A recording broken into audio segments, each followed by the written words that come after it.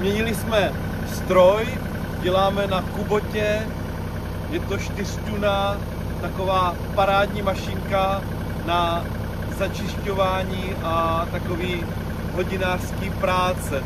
Takže děláme v Kubotě.